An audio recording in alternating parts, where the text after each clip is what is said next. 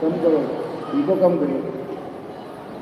चलिए, मेरी आवाज़ ठीक से पहुंच रही है पीछे तक? कोई हाथ उठाइए, समझ जाऊंगा। ठीक है। अमूमन और राज्यों में आप देखेंगे, क्योंकि बंगाल में हम लोग हैं, काफ़ी सालों से बंगाल में भी कार्यक्रम हो रहे हैं, लोग अपने गुरु शिव से जुड़ रहे हैं। ये थोड़ा सीमावर्ती क्षेत्र पड़ता है। इधर भी हम लोगों ने कोशिश की है कि महादेव का काम हो, तेजी से बढ़े। और चलिए, हम लोगों का ये प्रयास है, आप सबों ने मिलकर किया है, महादेव के काम को हम लोग आगे बढ़ाएंगे। अमूमन सभी राज्यों से यहाँ पर लोग हैं, ज़्यादातर बिहार से भी होंगे, बंगाल से भी होंगे। मेरी आपसे एक ही विनती, आप इस कार्यक्रम में आए तो जरूर है, लेकिन यहाँ से अपने महादेव को लेकर जाने की कोशिश करिए। साहब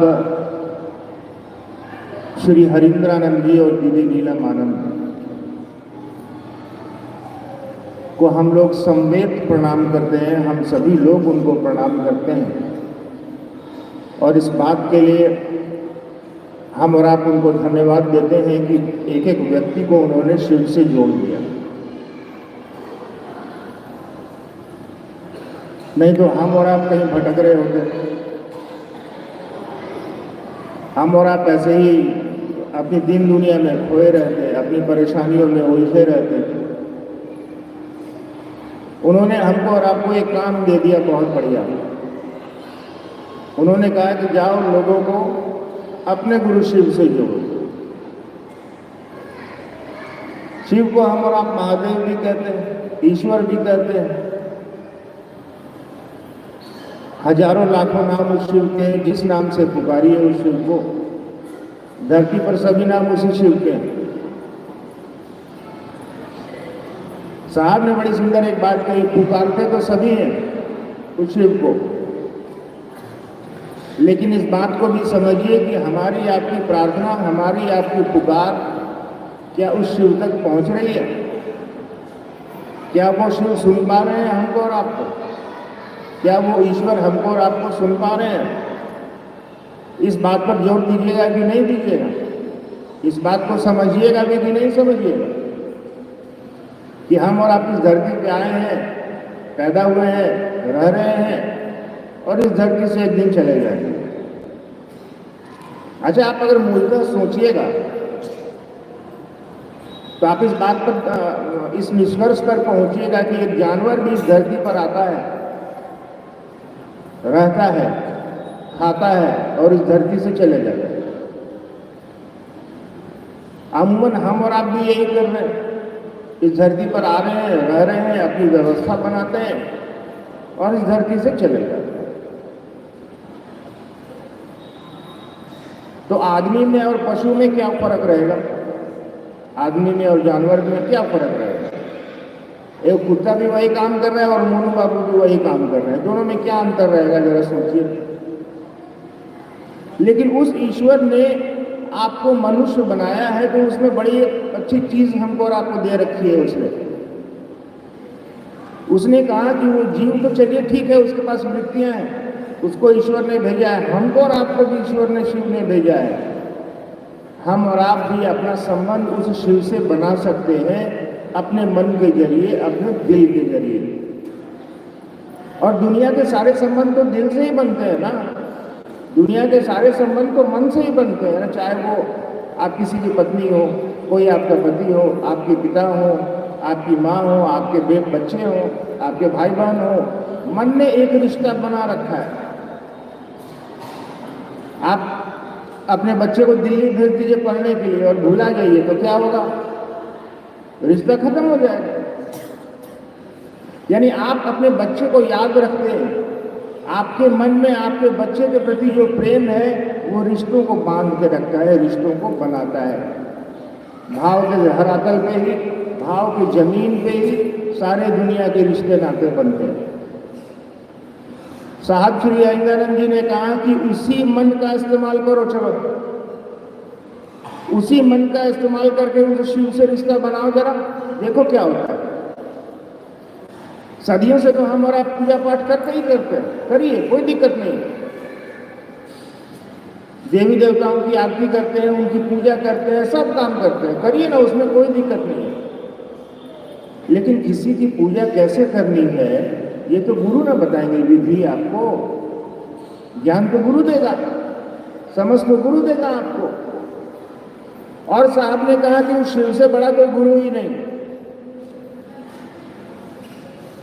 किताबें कहती हैं, शास्त्र कहते हैं कि जगत गुरु नमस्तुभ्यं शिवाय शिवदाय चाहे। सोचिए, ज्ञान विच्छेद तो शंकरा, तुम ज्ञान देते हो श्री शंकर हो। वंदे बोधमयम नित्यम गुरु शंकर रूपिणम, यानी गुरु कैसा हो तो शंकर के जैसा हो। अब शंकर के जैसा गुरु क्यों ढूंढ रहे हैं आप? शंकर नहीं रहेगा, शिव नहीं रहेंगे तब ना ढूंढिएगा।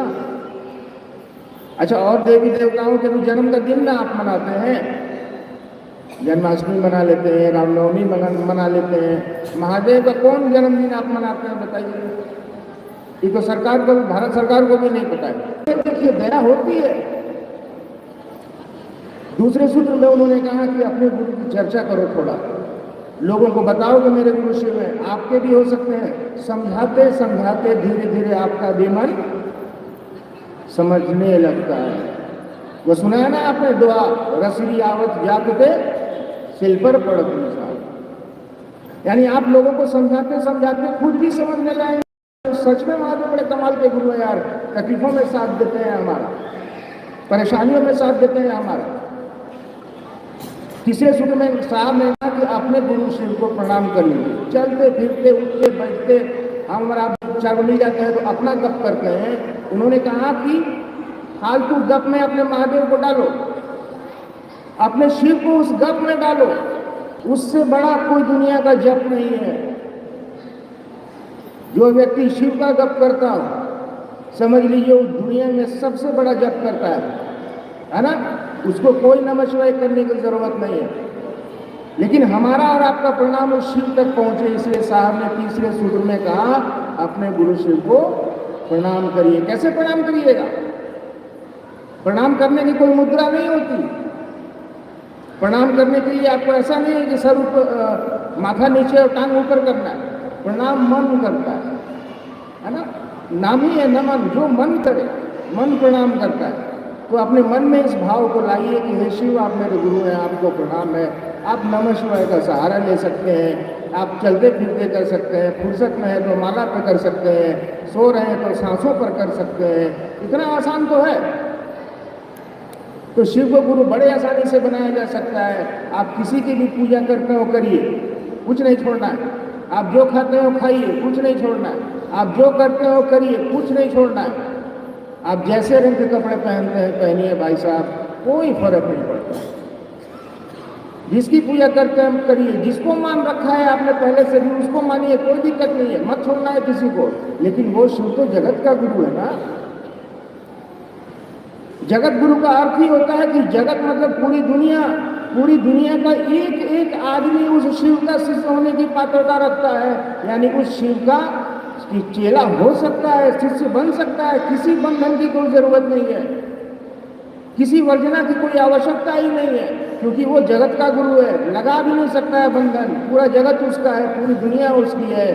तो पूरी दुनिया में भांति भांति के लोग रहते हैं, अलग अलग तरह के लोग रहते हैं, वो सभी उसके पास जा सकते हैं, वो सभी उसको अपना गुरु बना सकते हैं। आप तो बंगाल के क्षेत्र में रहते हैं, यहाँ नदियाँ हैं, बगल में समुंदर है। सोचिए समुंदर के किनारे जितने मछुआरे रहते हैं, मछलियाँ मार के ना अपना पेट चलाते हैं, अपना परिवार चलाते हैं। अगर महादेव कह दे कि मछली खाने वाला मेरा शिष्य नहीं होगा, तब कैसे जगत का गुरु? तब कौन जगत गुरु? तब तो यही लोग कहेगा ना कि महादेव गुरु हैं, लेकिन मछली खाने वाले लोग को छोड़ दो, यही ना बोलेगा। ऐसा कौन जगत गुरु होता है? जगत का अर्थ होता है पूरी दुनिया। पूरी दुनिया में कोई भी आदमी होगा जो शिव को अपना गुरु बनाने की चाहत अपने मन में रखेगा, उस शिव को उसको अपना शिष्य बनाना पड़ेगा। शिष्य मतलब बात बंद करिए। उस शिव को अपने शिष्यों का अभ्युदय का, यानी उसको ऊपर लाने का, उसको अपने जैसा बनाने का भाग लेना पड़ता है, उत्तरदायित्व लेना पड़ता है। तो आप चेला बनिएगा तब ना। शिष्य मतलब जो सीखना चाहता हो। शिष्य का मतलब होता है जो अनुशासित होने योग्य हो, जो सीखना चाहे। क्या सीख रहा है महादेव से? ये महादेव थोड़ा सा ज्ञान दे दीजिए, थोड़ी सी समझ दे दीजिए। हमारे आपके पास ज्ञान नहीं है तभी ना इतना हर कच हो रहा है, तभी ना इतना कष्ट है भाई साहब। समझ है नहीं हमारे आपके पास। हम लोग नमः शिवाय तो कर रहे हैं, लेकिन क्या कर, सोच क्या रखते हैं मन में? नमः शिवाय को बनारसी साड़ी आ जाए, नमः शिवाय को मेरे हस्बैंड को मोटरसाइकिल आ जाए, नमः शिवाय को बढ़िया घर बन जाए, 2 बीघा खेत आ जाए। उस शिव से इस बात की दया मांगनी है। उसकी दया में सन्निहित ज्ञान भी होता है। उसका ज्ञान आपको इस बात को समझा देगा कि आपको किस चीज की जरूरत है, किस चीज की जरूरत नहीं है। ठीक है, महादेव हमारे और आपके बाबा हैं। बचपन में माएँ अपने बच्चों को कहती थी ना, चंदा मामा सबके मामा और शिव घर घर के बाबा। बाबा किसको कहता है बच्चा लोग? घर में जो घर का मुखिया होता है, वृद्ध होता है, घर को, परिवार को बड़ा स्नेह प्रेम से लेके चलता है। बच्चे तो बाबा उसी को कहते हैं ना, बाबा बाबा बाबा बाबा दौड़ते रहते हैं, पुकारते रहते हैं। तो पहले लोग कहते थे कि चंदा मामा है और शिव घर घर के बाबा है। साहब ने कहा कि वही बाबा तुम्हारा गुरु भी है, अब तुम बड़े हो गए हो, चलो थोड़ा सा ज्ञान ले लो, चलो थोड़ी सी समझ ले लो। नहीं तो यही जूता चप्पल हम और आप अपने फायदे के लिए खरीदे थे, यही जूता चप्पलवा हम लोग आपको भोग रहा है ना। बैठे हैं चर्चा में, याद चप्पलवा आ रहा है ना। भद्री हरि ठीक है कहते हैं, भोगा न भुक्का वह में वो भुक्का, यानी भोग को हमारा भोगते नहीं है, उसी में सतुरा भुक्त हो जाते हैं, उसी में घुस जाते हैं। तो इन चीज़ों से थोड़ी निजात मिल जाएगी हमको और आपको, मन थोड़ा सा शांत हो जाएगा, हम और आप थोड़ा आनंद की स्थिति में आ जाएंगे। तो इस जीवन की परेशानियों से बचना है तो थोड़ा सा उस शिव को आप अपने अंदर आने दीजिए। इस बात को सोचिए कि अभी इसी क्षण से वो शिव मेरे गुरु हैं। धीरे धीरे धीरे धीरे आप देखेंगे कि परिणाम आने लगे। वही आप जाते हैं ना, बहुत सारे लोग कांवड़ लेके जाते हैं बाबा धाम में जल चढ़ाने के लिए। आप लोग भी जाते होंगे, बहुत लोग जाते हैं, मंदिरों में जाते हैं। सब पागल आदमी तो है नहीं कि मंदिर जाता है। वो मंदिर से कुछ उनको मिल जाता है, वो शिव जो बाबा धाम में बैठे हुए हैं उससे उनको कुछ मिल जाता है, तभी ना पैदल जाते हैं, पाँव कट जाता है, फट जाता है, फिर भी लोग जा रहे हैं, लाखों लोग जा रहे हैं, लेकिन मिल तो जाता है। अब हमसे मांगे हैं कि मोनू बाबू एगो साइकिल नहीं दीजिएगा, मेरे पास साइकिल खरीदने का पैसा होगा तो खरीद के आपको दे देंगे, लेकिन आपको साइकिल चलाने अवे नहीं करता है, तब क्या कीजिएगा? मुँह कान भसक जाएगा, टूट जाएगा। पहले ज्ञान ले लीजिए साइकिल चलाने का, पहले समझ ले लीजिए, नहीं तो रावण वाला हाल हो जाएगा। रावण ने महादेव को प्रसन्न करके त्रैलोक की शक्ति ले ली, लेकिन इतना ताकत रहने के बाद भी रावण का क्या हाल हुआ जानते हैं ना? हर साल जब जलाते हैं ना दशहरा में, आप इतना ज्ञान लेने, इतनी चीजें लेने के बाद भी क्या हुआ उसका असर? ज्ञान नहीं लिया उसने, ताकत तो ले ली। उसको चाहिए थी समझ, यानी आप कोई चीज ले भी ले और उसको संचालित करने का ज्ञान ना हो आपके पास, तो ये चीजें आपकी कोई मदद नहीं करेंगी, उल्टा आप और उसमें परेशान हो गई। तो शिव को गुरु बनाना तो इतना आसान है। पूजा करते हैं करिए, नहीं करते हैं तो मत करिए, नहा के करना है सो करिए, नहीं नहाते हैं सो भी, हम तो बिल्कुल से नहीं नहाए, लेकिन हम भी महादेव करते हैं, नहीं करते। तो शिव को अपना गुरु बनाने के लिए न किसी से पूछने की जरूरत है, 3 वो काम है, चलते फिरते करिए। चलिए, कुछ आपने जिज्ञासा या सवाल भेजे होंगे तो देखते हैं, कुछ सवाल अगर आपके होंगे तो कोशिश करते हैं हम लोग उस पर बात करने की। जी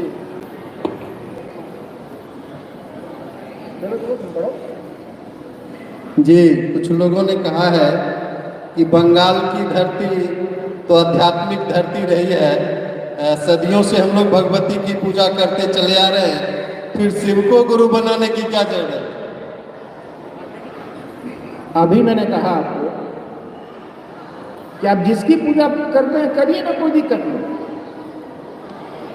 और भगवती की आप करते हैं पूजा, ये तो और अच्छी बात है। शंभु भार्या, शिव की पत्नी, तो उनकी पूजा तो आप करिए नहीं करिए, वो तो सर्व पूजित है भाई, पूरा जगत उनको पूज रहा है। आप कर रहे हैं ये तो बहुत अच्छी बात है, एकदम करिए। लेकिन इस बात को भी समझ लीजिए, इस बात को जान लीजिए कि पूजा की भी विधि होती है, पूजा भी कौन कैसे करना है आपको पूछना पड़ेगा, आपको जानना पड़ेगा। अच्छा जरा बताइए, बहुत सारी गुरु बहनें यहाँ मेरी बैठी हुई है, आपको अपने पति से काम निकलवाना रहता है कोई, तो क्या करते हैं? पहले तो आप ही जानती हैं कि हमारे हस्बैंड जो है बढ़िया खाना खाते हैं, खीर खाते होंगे, ये उनको पसंद है, उनकी पसंद को आप जानती हैं, तो वही चीज़ वह घर में बनाती हैं, रात में आएंगे वही चीज़ आप देती हैं उनको खाने के लिए, खा के खुश हो जाते हैं। धीरे से आप अपना कह देती हैं, सुनिए ना कल पर्व है, वो बनारसी साड़ी हमको ले दीजिएगा। अब देखिए, आपने तरीका जानने की कोशिश की कि उनसे काम निकालना है तो किस तरीके से निकलेगा, ठीक वही नियम यहाँ भी लागू होगा। आपको किसी से चाहिए तो उसका तरीका जानिए, उसका नियम जानिए। दुनिया की कोई भी पूजा पद्धतियाँ होंगी, कोई भी पूजा का तरीका होगा, उसको गुरु ही बताएंगे आपको, किसको कैसे खुश करना है, इसकी जानकारी ले लीजिए ना और करिए पूजा, क्या दिक्कत है। लेकिन आप शिव के शिष्य बनते हैं, इसमें आपको ना पूजा करने की आवश्यकता, आप करते हैं करिए, कोई दिक्कत नहीं। और बंगाल की धरती तो शुरू से ही आध्यात्म की धरती रही है, इसको मानी जाती रही है, रामकृष्ण परमहंस की धरती रही है, बड़े बड़े तांत्रिक यहाँ से पैदा हुए हैं जिन्होंने पूरे विश्व के अध्यात्म को आलोकित किया है। तो ये तो बहुत अच्छी बात है कि हम और आप इस जगह के बाशिंदे हैं, हम और आप यहाँ रहते हैं। यहाँ तो आपको ज़्यादा कुछ करने की ज़रूरत ही नहीं है, आप ही के कहा ही जाता है ना कि शिव की पत्नी है, तो आप भगवती की पूजा कर रहे हैं, महादेव की पूजा ऐसे ही हो रही है, लेकिन ज्ञान की आवश्यकता बहुत ज़्यादा है, समझ की आवश्यकता बहुत ज़्यादा है। आपका छोटा सा बच्चा है, आप उसको मेला में ले जाते हैं ना घुमाने के लिए, अभी दुर्गा पूजा के मेला में ले गए होंगे आप घुमाने बचवा को, कितना हल्ला करता है प्लास्टिक का सीटी के लिए, मम्मी प्लास्टिक का सीटी हमको चाहिए तो चाहिए। आप क्या करते हैं? आप बोलते हैं भाई क्या करोगे, लेकिन वो बच्चा आपका बच्चा इस बात को नहीं समझता है, वो लड़ने लगता है, जमीन में लौटने लगेगा प्लास्टिक के सीटी के लिए। आप अंततः वो प्लास्टिक का 2 रुपये का सीटी खरीद के उसको दे देते हैं कि लो, आपका बचवा भी मस्त हो जाता है, फुरफुरा का सीटी बजा के पूरा मेला घूमता है, हंसता है, खेलता है, खुश हो जाता है। अब आप अपने बच्चे को जरा मैट्रिक पास करने दीजिए, उसको 10वां क्लास पास करने दीजिए और फिर मेला ले जाइए, और इस बार वो कुछ मांगे चाहे नहीं मांगे, अपने से 2 रुपये का सीटी खरीद के उसको दीजिए, लो बच्चा मेरे तुम बहुत सीटी के लिए रोता था, अभी लो। कहेगा आपको बे मम्मी हम इसका क्या करेंगे, क्या हुआ उसको?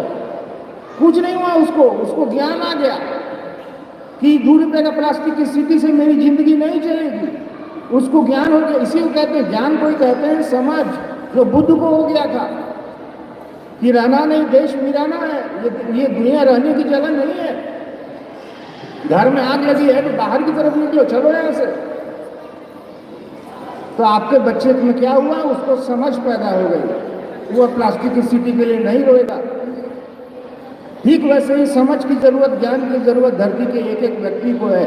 थोड़ी ज्ञान, थोड़ी समझ उस परमात्मा शिव से, उस जगत गुरु शिव से लेने की कोशिश करिएगा, तो आपका भी जीवन आनंदित हो जाएगा, परेशानियां थोड़ी कम हो जाएंगी यार। चलो,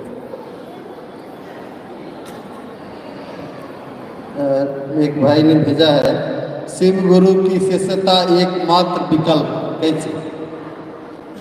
शिव गुरु की शिष्यता विकल्प मतलब समझते हैं, एक ही उपाय है आपके पास कि आपको शिव गुरु के पास जाना पड़े, कोई उपाय नहीं। इस पूरे ब्रह्मांड में, इसीलिए शिव को आदि गुरु कहा जाता है, यानी जब से ये सृष्टि बनी है तब से वो गुरु है, इसीलिए आदि कहा जाता है उसको। तो शुरुआत से ही वो शिव गुरु है, जगत के गुरु है, गुरुआधिपति है, यानी गुरुओं के भी मालिक है वो। तो आज के इस परिवेश में आप कहाँ जाइएगा, उस महादेव के अलावा और कहाँ कोई उपाय है? सब तो हमारे ही आपके तरह है, कोई ठग देता है, कोई आपको बेवकूफ़ बना देता है, कोई आपको लूट लेता है। चलिए भाई साहब, उस महादेव के पास तो ना शरीर है, ना आपका शरीर रहेगा तब ना कपड़ा चढ़ाइएगा उसको। अरे जिसको शरीर रहेगा तब ना उसको मिठाई खिलाइएगा, जिसको शरीर रहेगा तो उसको ना पैसा से मतलब रहेगा। वो शिव के पास तो शरीर ही नहीं है, और कहिए तो पूरी दुनिया का एक एक शरीर उसी शिव का है, उसको किसी चीज़ की ज़रूरत नहीं है भाई साहब। वही है जो सत्य है, जो सत्य है वही शिव है और वही सुंदर है, और उसके अलावा हमारे आपके पास कोई उपाय नहीं है। और जो गुरु का काम करेगा उसी के पास में जाइएगा। आप आपका बच्चा जब बड़ा होता है, पढ़ने लायक होता है, तो उसको एसपी साहब के पास भेज देते हैं पढ़ने के लिए, डॉक्टर साहब के पास भेज देते हैं पढ़ने के लिए, कलेक्टर साहब के पास भेज देते हैं पढ़ने के लिए। भेज भी दीजिएगा तो गलती से तो वो कहेंगे कि अरे यार मेरा काम पढ़ाना थोड़ी है, इसको स्कूल में भेजो। उसको पढ़ना है तो स्कूल ही उपाय है। और आपको भी ज्ञान चाहिए तो ज्ञान निक्षेप तो शंकरा तुम ज्ञान देते हो, विश्लेषण करो। आपके पास भी एकमात्र उपाय वही शिव है, और इसके अलावा कोई दूसरा नहीं है, पूरे जगत में नहीं है, कहीं नहीं है। तो छोटी सी तो पंक्ति है, सर्व चिंता परित्यजम दीनमेकम परिचय। सारी चिंताओं को छोड़िए और एक दिन अपने गुरु शिव की परीक्षा लीजिए। अमूमन विद्यार्थी परीक्षा देता है, लेकिन यहाँ शिव शिष्यता की परंपरा में शिष्य अपने गुरु की परीक्षा लेता है। अपनी विकट विषम परिस्थितियों में उस शिव को याद करिए, अपनी परेशानियों में उस जगत गुरु शिव को याद करिए जिसको आपने अपने गुरु बनाया है। आपने गुरु बनाया है तो गुरु को याद करिएगा ना, अपने गुरु शिव को याद करिए और कहिए कि सरकार हमारे साथ इतनी परेशानी है, इतनी दया करिए कि हम आपका काम कर सकें, थोड़ी परेशानियां मेरी दूर कर दीजिए। एक दिन परीक्षा लेके देखिए कि महादेव दूर करते हैं कि नहीं करते। इसमें तो कोई दिक्कत नहीं होना चाहिए। शिव को गुरु बनाने में तो कोई पैसा लगना नहीं है हमारा आपका। मन से रिश्ता बनाने में पैसा लगता है? नहीं लगता। वैसे ही शिव से रिश्ता बनाने में, शिव से संबंध बनाने में कोई पैसा नहीं लगता। एक दिन परीक्षा लेके देखिए, नहीं तो समय जब खत्म होने लगेगा आपके पास, जब डॉक्टर आपको जवाब दे देगा, तब उस समय सोचिएगा कि महादेव को गुरु बना लेना चाहिए था।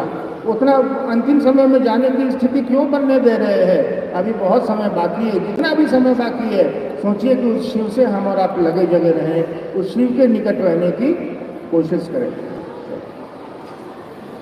एक भाई ने सवाल किया है कि ये अध्यात्म क्या है, ये अध्यात्म है क्या, वो जानना चाह रहे हैं। अब देखिए, इस बात को समझिए। अध्यात्म करने का मतलब अपने आप को जानना, खुद को जानना। कौन है आप, कहाँ से आए हैं, कहाँ जाइएगा, क्या करने के लिए आए हैं, इस बात को जानिएगा कि नहीं जानिएगा। नहीं तो अभी थोड़ी देर पहले मैंने कहा ना कि कुत्ता भी वही कर रहा है, इस धरती पे आ रहा है, रह रहा है और चला जा रहा है। मोनू बाबू भी यही कर रहे हैं, इस धरती पे पैदा हुए हैं, रहेंगे, अपना काम धंधा करेंगे, धरती से चले जाएंगे। तो दोनों में क्या अंतर रहेगा? तो जानिएगा ना कम से कम। अच्छा एक बात बताइए, सांप का सबसे बढ़िया भोजन क्या है? मेढक बड़ा पसंद से खाता है। सांप का पसंदीदा भोजन मेढक। मेढक का पसंदीदा भोजन क्या है? कीट पतंगा, फतिंगा जो हम लोग यहाँ उड़ता रहता है, मेढक बड़ा पसंद से उसको खाता है। अब जरा सोचिए, एक सांप है जिसने मेढक को पीछे से पकड़ लिया है, ठीक है, इस बात को समझिएगा। एक सांप है जिसने मेढक को पीछे से पकड़ लिया है। मेढक क्या कर रहा है कि बड़े मजे से फतिंगा को चुन चुन के खा रहा है। अब यहाँ गौर कीजिए, सांप का भोजन है मेढक, मेढक मतलब बेंग, यहाँ क्या बोलते हैं बंगाल में हमको नहीं पता। सांप ने मेढक को पकड़ रखा और मेढक बड़े मजे से पतिंगों को चुन चुन के खा रहा है। हमारी और आपकी भी स्थिति यही है, बेंग वाली। अच्छा जरा ये बात सोचिए, उस बेंग को पता नहीं है कि हम भी सांप के मुंह में, कभी भी मेरी जीवन लीला समाप्त हो सकती है, उसको नहीं पता है। जैसे हम लोग को भी नहीं पता है कि धरती से जाना है, पता है लेकिन समझ में नहीं आती है ये बात, और हम लोग भी बड़े मजे से अपना काम धंधा कर रहे हैं। अब जरा सोचिए, उस मेढक को ये बात अगर बता दी जाए कि बाबू तुम सांप के मुंह में हो, कभी भी घपाक से अंदर जा सकते हो, तब मेढकवा क्या करेगा? समझिएगा इसको, तब मेढक क्या करेगा? सबसे पहले तो दाहिने बाएं देखेगा कि सही बोल रहा है क्या। उसके बाद क्या करेगा? उस बात को समझ जाएगा कि हम तो सांप के मुंह में है, तो जिस स्पीड से फतिंगे को वो खा रहा था स्पीड को थोड़ा कम कर देगा। इस बात को सोचेगा कि यार यहाँ से पहले सांपवा के मुंह से निकल के भागते हैं, जान बचेगा तो बहुत फतिंगा भेटा जाएगा, खा लेंगे, जिंदा रह लेंगे। और जान बचाने की बात, अपनी जान को बचाने की बात को प्राथमिकता भी देगा, वो खाना को बंद कर देगा और भागने के लिए सोचेगा। हम और आप काहे नहीं सोच रहे? क्यों नहीं सोच रहे हम और आप? वो जानवर सोच रहा है, जब तो हम और आप भी तो सोच सकते हैं। तुलसीदास जी कहते हैं धन भाग मानुष तन पावा। आप मनुष्य हैं तो कोई बहुत बढ़िया काम किए होंगे तब मनुष्य हुए होंगे। जानवर इस बात को सोच रहे हैं। जानवर अब अपनी तरफ लौट रहे हैं। शाम में देखा है अपने पंछियों को, शाम में देखिएगा 6 बजे ना तो सारे पंछी दिन भर घूमते हैं और शाम में 6 बजे अपने घोंसलों की तरफ झुंड बना के लौटने लगते हैं। उनको ये कोई नहीं बताने जाता, माइक लगा के हॉर्न लगा के चलो शाम हो गया है, पक्षियों चिड़िया लोग तुम लोग को दिखाई नहीं देगा, अपने अपने घर लौट जाओ।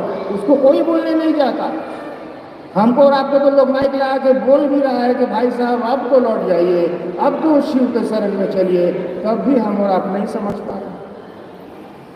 तो इतना समझने की कोशिश करिए, जीवन सचमुच में आनंदित हो जाएगा। और अध्यात्म जिसने पैदा किया है वही अध्यात्म के बारे में बता सकता है। ये लकड़ी, ये माइक जो बनाया होगा वही ना बताएगा भाई साहब। हम और आप कितना बता पाएंगे? शिव ने आपको जीवन दिया है कि जीवन का दर्शन, जीवन कैसे खूबसूरत हो, जीवन जीने की कला क्या हो, कैसे जीवन को खूबसूरत कर सकते हैं, बना सकते हैं हम और आप। जिसने जीवन दिया है उससे बेहतर और कोई नहीं बता सकता, और वही शिव हमारे और आपके गुरु हैं। चलो भाई रामेश्वर जी ने एक जिज्ञासा भेजी है, एक सवाल। 3 सूत्र जीवन को कैसे संतुलित करता है? 3 सूत्र जीवन को कैसे संतुलित करता है? हाँ, क्या क्या बोले? 3 सूत्र जीवन को कैसे संतुलित करता है? आप 3 सूत्र जीवन को कैसे संतुलित करता है समझ लीजिए। जब पहला तो उसका ये उत्तर है कि जब तक आप 3 सूत्र करेंगे नहीं इस बात को समझेंगे नहीं। काहे कि हम तो आपको 3 सूत्र के बारे में भाषण नहीं दे सकते, हम अपनी अनुभूति क्या बताएंगे। आप 3 सूत्रों को करिए। कोई संगीत का मास्टर होगा ना तो सितार को बजाने के पहले वो क्या करता है, उसके सभी तार को थोड़ा थोड़ा टाइट करता है, फिर सुनता है, फिर थोड़ा सा टाइट करता है। क्योंकि संगीत का बहुत बड़ा गढ़ है ये बंगाल, है ना। संगीत की पूजा होती है यहाँ, एक से एक आर्टिस्ट यहाँ से निकलते हैं। सितार को बजाने से पहले उसके तारों को हल्का हल्का, वो जो शिक्षक है ना संगीत का, उसको टाइट करता है, किसी को ढीला करता है, फिर बजाता है, फिर सुनता है कि सरगम निकल रहा है कि नहीं। 3 सूत्र यही करते हैं। आपको उस शिव की दया का पात्र बना देंगे, आपको उस शिव से मिला देंगे, इसकी तैयारी करते हैं वो शिष्यों के बीच में। शिष्यों के साथ ये 3 सूत्र आपको उस जगत गुरु शिव की तरफ धकेलने लगते हैं, धीरे धीरे धीरे धीरे ले चलने लगते हैं। तो मूलतः इस बात को समझिए कि जो 3 सूत्र करता है वो तो दुनिया में कोई सूत्र नहीं कर सकता। वो 3 सूत्र आपको शिव के नज़दीक ले जाने की कोशिश करता है। आप चलने का मन बनाइएगा तो मैं वादा करता हूँ कि ये 3 सूत्र आपको एक न एक दिन शिव से जोड़ देंगे, शिव के जैसा बना देंगे, आनंद की स्थिति में आपको ले जाएंगे। करिए। एक भाई ने भेजा है कि शिव को गुरु बनाने के बाद भी गुरुमुख होना जरूरी है क्या? शिव को गुरु बनाने के बाद भी गुरुमुख होना जरूरी है क्या? अच्छा, गुरुमुख मतलब समझते हैं गुरु की तरफ मुंह करके बैठना। आप समझते होंगे गुरु से दीक्षा लेना या किसी गुरु के पास जाना।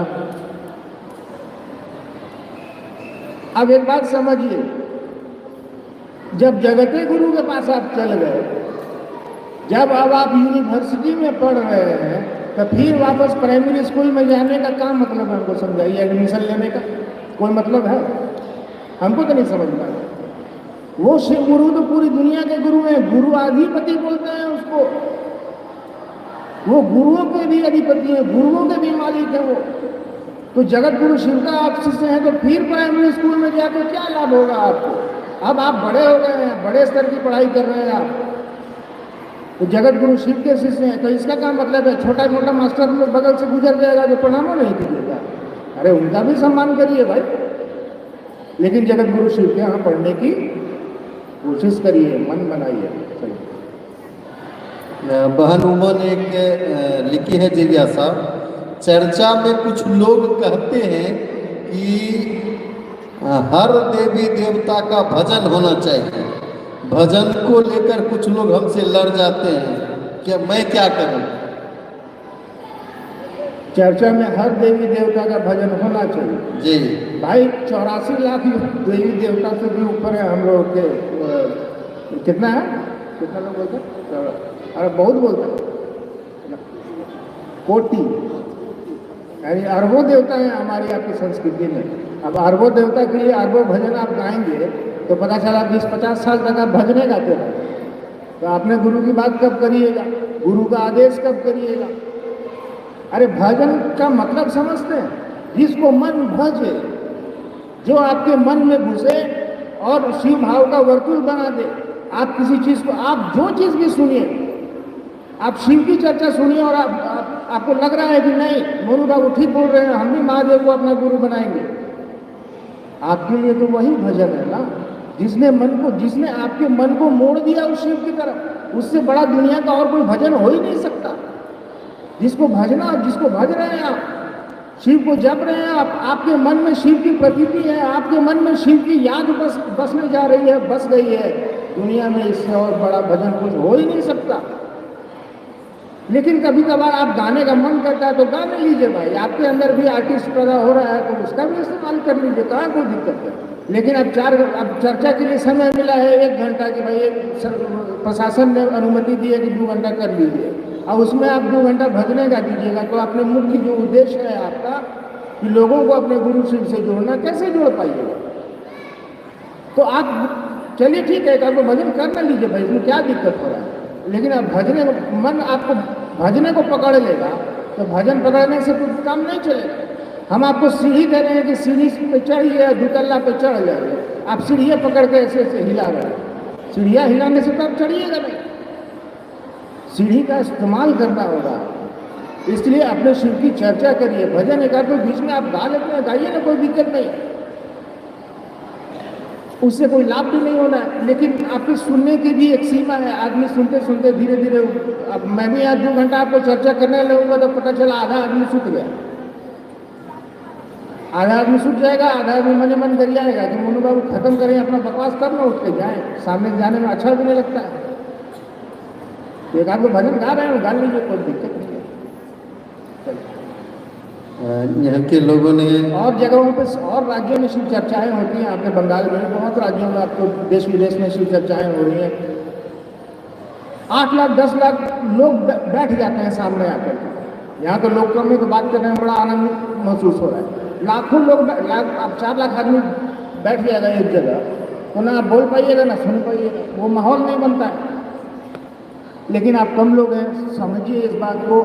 दुनिया में अगर कोई सबसे पावन और पुनीत कार्य है तो वो है शिव को अपना गुरु बनाना, लोगों के दिलों में शिव के प्रति आवेश पैदा कर देना, लोगों के दिल में शिव के प्रति प्रेम पैदा कर देना। इससे बढ़िया, इससे पावन, इससे पुनीत और इससे खूबसूरत काम इस दुनिया में और कुछ नहीं है। उसको करके देखिए, 1-1 घंटे का फुर्सत मिले आपको। एगो आदमी को मैंने कहा कि चलिए ना महादेव का चर्चा करिए ना, वो कहता है फुर्सत नहीं मिलता है। हमने कहा कि लेटरिन जाने का फुर्सत तो मिलता होगा, कि भी नहीं मिलता है। मैंने वहाँ तो मिलता है। हमने कोई बात नहीं, वहाँ बैठते हैं, वहीं महादेव को याद कर लीजिए आप। तो हाँ, ऐसे क्या बोल रहे हैं, भ्रष्ट करवाइएगा क्या हम लोग? दुनिया का कौन सा ऐसा स्थान है जहाँ शिव न हो? दुनिया की कौन सी ऐसी दिशा, कौन सी ऐसी दशा, कौन सी ऐसी जमीन, कौन सी ऐसी मिट्टी, हवा, पानी, जल, कहाँ वो शिव नहीं है? उस शिव से कहाँ बच के जाइएगा? तो आपको जब याद आता है अपने गुरु शिव को प्रणाम करिए, चलते फिरते उठते बैठते आपको जब मन करता है करिए ना भाई। प्रणाम करने के लिए फुर्सत की भी जरूरत नहीं है। मन की जरूरत है। याद आ गया कि महादेव मेरे गुरु हैं, प्रणाम कर लीजिए मन मन। बोल के तो करना नहीं है आपको, मन मन सोचिए इस बात को कि हे शिव आप मेरे गुरु हैं, मैं आपका शिष्य हूँ, आपको प्रणाम है, मुझ पर दया करिए। इतना आसान तो है। चलिए। सुना है कि बचपन में महादेव से पेड़ा लेते थे, बताने का प्रयास करें। वो सीता सुनीता पार्वती लोगों ने सवाल किया। मैं बचपन में महादेव से पेड़ा खाता था, बिल्कुल सही बात। तो अब इसमें जानने या बताने की क्या जरूरत है। उस शिव ने इस बात को समझा दिया मेरे मन में कि उपेड़ा से जिंदगी नहीं चलेगा यार।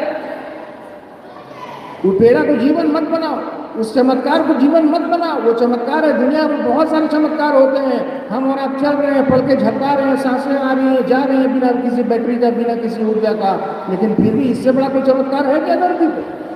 हमको और आपको दिख नहीं रहा है। जंगलों में मोटे मोटे पेड़ उग रहे हैं, प्रकृति उनको बारिश करा के उनको पानी दे रही है, हम और आप लगाने नहीं जाते उसको। इससे बड़ा भी कोई चमत्कार है क्या? ये सांस अंदर जा रही है, बाहर आ रही है, हमारी इच्छा से नहीं आ रही है, हमारे चाहे नहीं आ रही है, अंदर गई सतरीश्वर बाहर नहीं आई। तब मोनू बाबू टाइम फिर से यहीं पर यहीं आप स्मशान घाट यहीं पहुंचा दीजिएगा। इससे बड़ा भी कोई चमत्कार है क्या? रोक के दिखाइए 10 मिनट अपना सांस को, बुझे हम आपको नहीं रोक सकते आप। तो चमत्कार को नमस्कार मत करिए। वैसा चमत्कार जो आपके जीवन को परिवर्तित करके शिव बना दे, उसमें यकीन करिए। वैसा चमत्कार जो आपके जीवन में शिव के प्रकाश से आपके जीवन को आलोकित कर दे, जो महसूस करिए, जो अनुभूत करिए, अपने से महसूस करिए। अध्यात्म सभी की व्यक्तिगत यात्रा होती है, व्यक्तिगत चलिए, कोई नहीं मिलता है, अकेला चलो रहे, अकेले चलिए, शिव की तरफ चलिए। हमारी कहानी सुनकर क्या करिएगा? वो तो पोथा पत्री किताब में लिखा है, पढ़ लीजिए। डिक्शनरी में शिव शब्द है, जाइए पढ़ लीजिए, तो क्या हो जाएगा उससे? वो डिक्शनरी का शब्द आपको शिव से नहीं जोड़ेगा। डिक्शनरी में गुलाब लिखा हुआ है, वो गुलाब में वहाँ सुगंध नहीं मिलेगी, वहाँ सिर्फ गुलाब का नाम मिलेगा। उस बात को अपने अंदर उतारिए। डिक्शनरी का शिव को अपने अंदर उतारिएगा, शब्दकोश के शिव को अपने अंदर उतारिएगा, तो आपके भीतर भी उस शिव तक जाने की चाह पैदा हो जाएगी। तभी शिव का नाम सार्थक होगा। कोशिश करिए कि आप शिव की तरफ चले। अंतिम सवाल है जी। भाई बहन कलाई में कंगन धारित करते हैं, जरूरी है क्या? कंगन के विषय में समझाने की दया करें।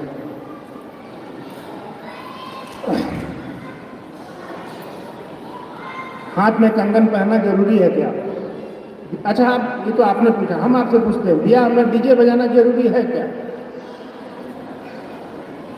नहीं है। ब्याह में डीजे बजाना जरूरी है? नहीं है। फिर भी आप बजाते हैं कि नहीं बजाते? बजा बजा के हल्ला करते हैं कि देखो दोनों का ब्याह हो गया, दोबारा ना हो जाए गलती से, या जो कारण। कोई खुशी की चीज़ है, कोई अच्छी चीज़ हो रही है, कोई अच्छी बढ़िया चीज़ हो रहा है, तो आप समाज को बताते हैं ना। आपके तो वो गुरु जगत गुरु शिव आपके गुरु है, तो आपकी जिम्मेवारी नहीं बनती है क्या कि लोगों को बताएं? आपकी जिम्मेवारी नहीं बनती है कि आप तो भुला के जा रहे थे कि पत्नी बोलिए टमाटर लेते आइएगा, 1 किलो 1.5 लीटर दूध ले आइएगा। आप जा रहे थे भुला के बाजार में, एगो आदमी आपके हाथ में कंगन देखा, आप पूछा ए भाई जी क्या पहने हुए हैं? आप तो शिव गुरु को भुला गए थे, लेकिन अनछोटे में ही याद करा दिया कि महादेव मेरे गुरु। अब आप चर्चा करने लगे उससे, हाँ हाँ शिव को आप भी गुरु बना सकते हैं। तो अनजाने में ही वो व्यक्ति कितना बड़ा काम कर गया, आपको अपने गुरु की याद दिला गया। तो ये कंगन तो बहुत बड़े बड़े काम करता है। आपको पहनना चाहिए, आध्यात्मिक सुख तरंगों का वाहक होता है, आपको ऐसे भी पहनना चाहिए। और चिकित्सा विज्ञान में भी इसके बहुत सारे फायदे हैं। आपको पहनना, साहब ने कहा है पहनना चाहिए, पहनना चाहिए। वैसे आप अगर कंगन नहीं भी पहनेंगे तो भी आप शिव को से हो सकते हैं। पहनना है पहनिए, नहीं पहनना है मत पहनिए, कोई दिक्कत नहीं है। लेकिन जिस चीज़ का लाभ हो तो पहनना चाहिए। ऐसा भी नहीं है कि आपके पहन के कुछ खाने से ही अपवित्र हो जाएगा। तब तो गंगा जी में पूरे दुनिया का कचरा गिरता है, पूरे देश का कचरा गंगा जी में जाके गिरता है। जाके देखिए ना पटना में, बनारस में, आजकल तो बहुत साफ हो गई है नमामि गंगे की वजह से, लेकिन पहले आप देखिए पूरा कचरा उसी में गिरता है। लेकिन वो गंगा आज भी इतना कचरा खाने के बाद, इतना कचरा अपने अंदर समाने के बाद आज भी वो गंगा अपवित्र नहीं हुई। आज भी उस गंगा को पावन शब्द दिया जाता है। पावन का उल्टा कुछ होता ही नहीं। गंगा शुद्ध है बोलिएगा तो कोई अशुद्ध बोल देगा, गंगा अच्छी है तो कोई बुरा कह देगा, इसलिए गंगा को पावन शब्द दिया गया। इसका कुछ उल्टा होते नहीं है। तो वो गंगा पे इतना कचरा समेटने के बाद भी आप उसका गंगा जल उठाते हैं और पूजा करने से पहले छिड़कते हैं, दूसरी जगह को पवित्र कर देती है वो। तो आपके खाने न खाने से आपका रुद्राक्ष कभी पवित्र नहीं होता। इसको जहाँ रख दीजिएगा वो जगह पवित्र हो जाती है। चलिए अब सवाल को करने देंगे।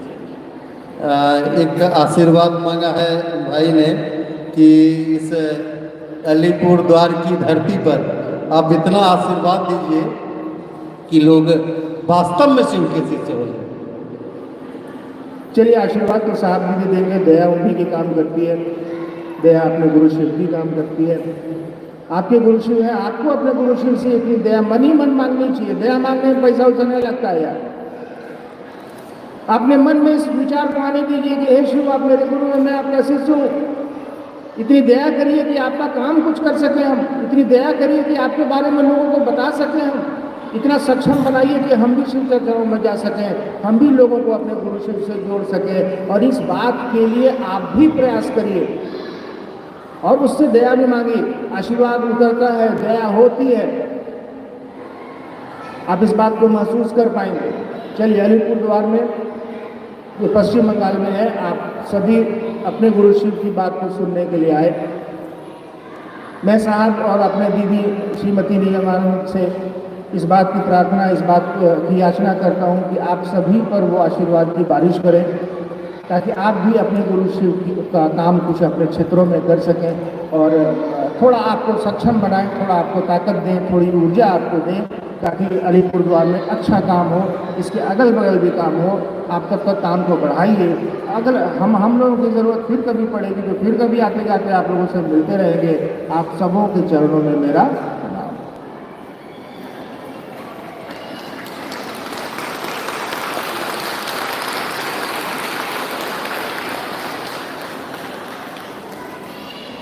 चलिए अब यह कार्यक्रम अपने समापन की ओर है।